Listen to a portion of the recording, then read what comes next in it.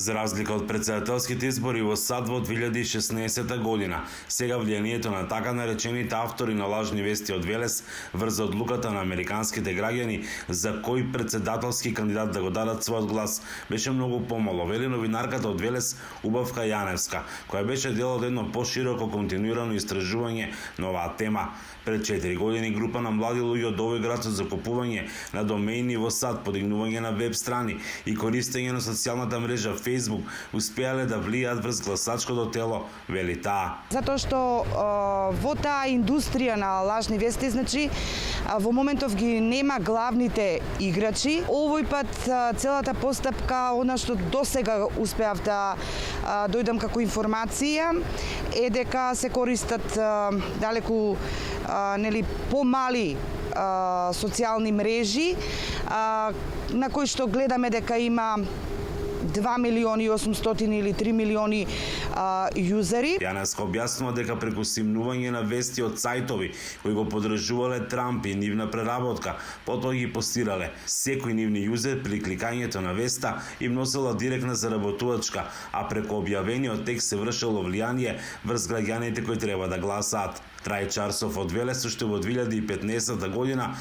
го основал сајтот usapoliticstoday.com за Гласот на Америка. Тој во пишана изјава вели дека за разлика од повеќето медиумски тајкуни кои основаат медиуми за да влијаат на политичките процеси или да се додворуваат на политичари за моќ, идејата негова и неговиот брат била создавање на перспективен бизнис модел од кој може да се заработува. Вели дека на неговиот сајт никогаш не биле креирани лажни вести. На почетокот тој ги пишувал содржините со користење на информација од конзервативни мејнстрим медиуми како кредибилни извори.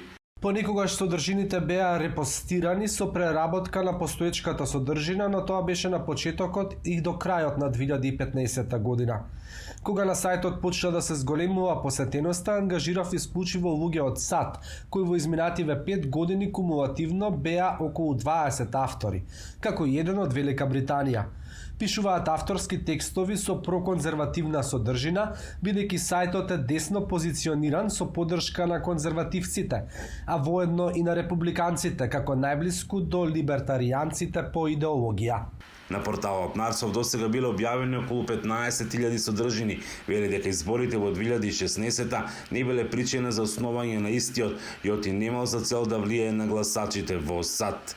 Вели дека тој бил негов и прв единствен онлайн медиум кој од септември 2015 до денес функционирал без прекин со редовно објавување на содржини за политиките во САД. Една од најголемите лаги на странските медиуми, која до денес остана како кованица за Велес и за Македонија, е дека во Македонија се креирале лажни вести за САД. Велес во светот важи за град на лажните вести, што секако не е точно. Причините за така силната медиумска пропаганда од мејнстрим медиумите да ги дискредитираат македонските портали, според мене е поради поразот на кандидатот од демократите Хилари, која очекуваше сигурна победа во 2016 година. Арсов објаснува дека доколку од вакви веб портали можело да се заработува многу пари, тогаш исти такви портали ќе се отварале и во САД, но и за земја како Македонија во која просечната нето плата била околу 400 евра, тој бизнис бил доволно атрактивен за тие што не работат, но новинарката Јаневска вели дека според нивните истражувања во игра биле далеку поголеми суми на пари и оти во 2016 година околу 2000 млади луѓе од Велес биле вклучени во така наречената фабрика за лажни вести, зашто истражувале влијателни медиуми од Европа и САД. Прашавме и во МВР дали имат информации за ова и дали можеби водат некаква истрага, но одговор не добивме. Но дознаваме дека македонските институции се во координација со американските безбедносни служби во врска со овој случај. Од Охридска, Гласот на Америка, Мики Трајковски.